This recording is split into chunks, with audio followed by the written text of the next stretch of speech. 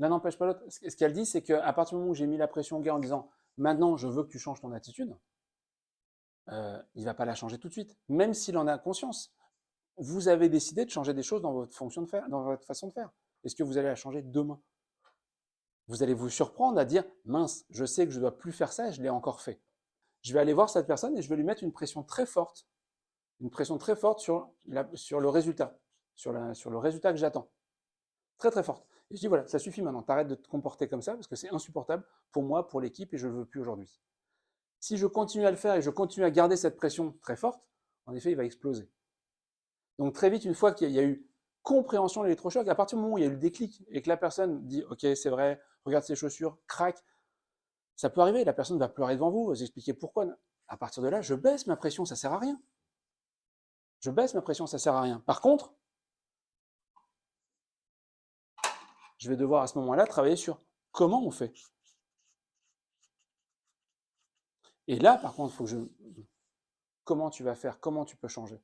Si la personne, encore une fois, ne fait pas parce qu'elle ne sait pas faire, ça ne sert à rien de lui mettre la pression. Il faut très très vite que je travaille sur comment on fait.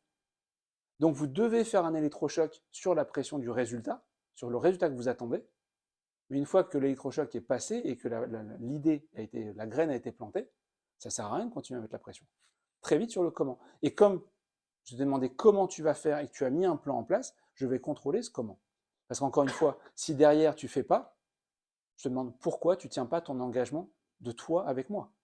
Le problème, il est ailleurs. On est encore une fois sur l'attitude. Ça ne marche pas. Ton plan ne marche pas. Ok, on l'a vu, mais ton plan, tu ne l'appliques même pas. Là, tu te moques de moi.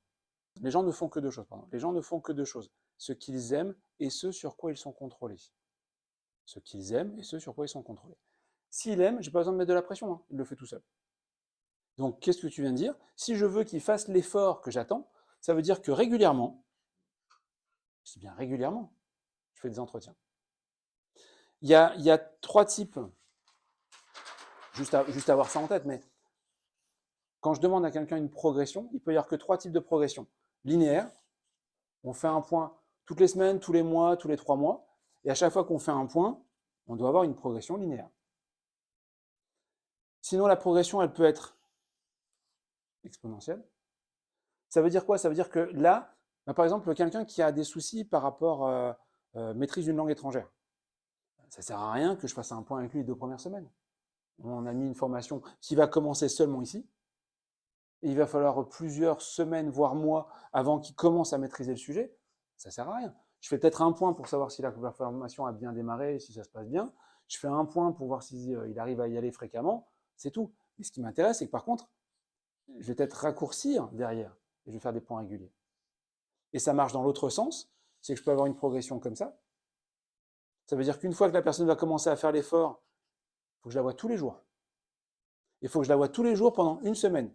Par contre, au bout d'une semaine, je peux l'avoir une fois par semaine, puis après, je peux l'avoir une fois par mois, puis après, je peux arrêter. Mais de fait, quand je sais ça à l'avance et qu'on a décidé ensemble qu'on allait avancer sur le sujet, je prends mon agenda, je prends les 3 prochains mois, je cale tous les rendez-vous dedans avec lui et je l'invite, parce qu'en plus, vous pouvez inviter sur les agendas, et je l'invite. Et ça veut dire que régulièrement, tu vas venir me raconter où est-ce que tu en es de ton chemin sur ta progression pour tes résultats. Et j'insiste bien, je viens écouter l'autre. Pourquoi c'est juste génial? Parce que pendant ce temps-là, quand vous faites ça, vous êtes là pour écouter quelqu'un parler de ses progrès. Pas des résultats de l'entreprise, pas des chiffres, de lui. Là, vous faites 100% du management. Et ça peut se faire en 5 minutes. Si par contre, vous ne faites pas ça, tu m'as demandé de travailler sur des choses, tu ne contrôles pas, je vais commencer à le faire, tu ne contrôles pas, je vais arrêter de le faire. Et tu vas te rendre compte plus tard, lors de l'entretien annuel par exemple, que finalement, il n'est pas allé au bout de la démarche, qu'il ne l'a pas fait, qu'il va te dire c'est de ta faute parce que tu n'as pas suivi, tu n'as pas machin, j'ai pensé que c'était plus important, j'ai pensé que... Et tu n'auras pas le résultat. Donc, tu n'auras pas tes résultats, et on dira que c'est de ta faute parce que tu n'as pas fait ton job de manager.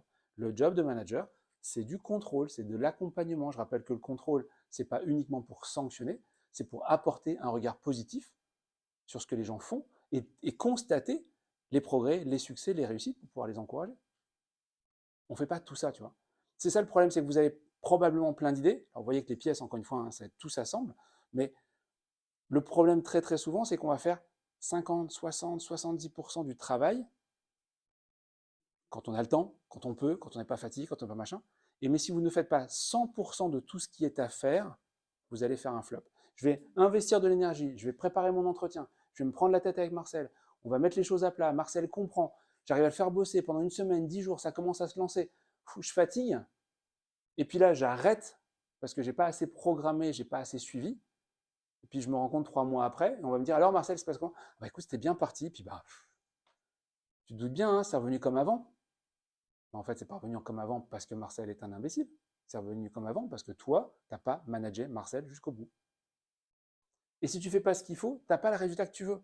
Donc tu vas dépenser de l'énergie et à un moment, tu vas t'épuiser, ce qu'on disait tout à l'heure, si tu n'as pas le résultat. Je veux économiser. Encore une fois, hein, cette différence entre économiser et investir, elle est vachement importante. Si j'économise un peu d'argent, ce que je peux, parce que bah, j'ai pas beaucoup de moyens, donc j'économise ce que je peux, tu vas attendre longtemps et tu ne pourras jamais te payer la voiture que tu veux. Si tu veux vraiment te payer une voiture, tu as fait tes calculs, tu t'es organisé, tu as dit, bon, bah, j'arrête l'abonnement à Netflix, j'enlève l'abonnement au ciné, et puis je vais faire des pompes chez moi, j'arrête l'abonnement à la salle. Par contre, tout ça, je l'investis. Et normalement, dans X temps que j'ai compté, calculé, j'ai mon retour sur investissement. Et tu peux compter les jours, tu fais, et là, ça marche. Si on essaye de faire avec ce qu'on a facile sous la main, etc., ben vous allez faire ce que font souvent, malheureusement, tous vos managers, c'est-à-dire ben, pas votre job. Ils vont passer en priorité les demandes de la direction, de la hiérarchie, les rapports. Mais à quel moment tu as fait grandir les gens pour qu'ils soient capables de te produire tout ça? Ah ben non, j'ai pas le temps, tu te rends compte, moi il faut que je fasse tout ça parce qu'ils sont pas assez bons. Cercle vicieux. Hein. Ils sont pas bons, donc je fais. Si je fais, ils n'ont pas de raison de faire, donc je m'en sors pas. Votre priorité, c'est de faire grandir les gens. Et donc il y a un input initial dans lequel je dois d'abord investir pour ensuite pouvoir me reposer sur l'équipe. Je vous l'ai dit, hein, c'est un peu le paradoxe, mais un bon manager, à un moment, on vient le voir en disant, mais en fait, pourquoi je te paye? Tu n'as jamais de problème, tes résultats sont bons, tes équipes, tu les vois, mais a priori, il n'y a jamais de conflit. Euh, tu as de la chance, tu as une équipe facile, quoi. Et tu me dis que tu n'es pas en stress. Ben non, j'ai une équipe efficiente, efficace, professionnelle, qui fait son job. Le rêve. Mais soit tu as eu de la chance, très très rare, soit tu as fait ce qu'il fallait pour mettre ça en place, pour cadrer, pour mettre chacun dans son rôle, pour être en exigence, pour féliciter, et pour que les gars se disent, ok, je sais pourquoi je viens pour bosser, et je sais pourquoi je fais mon travail. Et donc je le fais, et tout va bien. Mais on va plutôt te féliciter quand les résultats sont pas bons, que tu mets des coups de fouet à tout le monde, et qu'après ils sont moins mauvais, donc il y a progrès, donc on va dire que tu es un bon manager. Non. Et ça veut dire aussi que quand vous comprenez ça, il va falloir à un moment aussi, peut-être, tendre la perche à votre manager pour dire, rends-toi compte du management que je fais. Rends-toi compte des résultats. Un manager comme le tien, si tu ne l'aides pas à se rendre compte, il va dire, bah, je ne peux pas te féliciter, tu n'es pas un bon manager. Pourquoi? Bah, tu n'es pas la première arrivée, la dernière partie. Parce que samedi, il aurait fallu une personne de plus et tu n'es pas venu. Donc, tu n'es pas un bon manager. C'est pas ça être un bon manager. Oui, mais samedi, au final, ils s'en sont sortis. Oui, oui, bah, par chance. Bah, par chance de quoi? J'ai demandé à l'équipe m'a dit écoute, non, c'est pas la peine, on va s'en sortir. Normalement, samedi, il y a moins de monde parce qu'en plus, c'est un pont, c'est un machin. Ils m'ont dit que c'était pas la peine de venir, je suis pas venu. Ça, c'est un bon manager.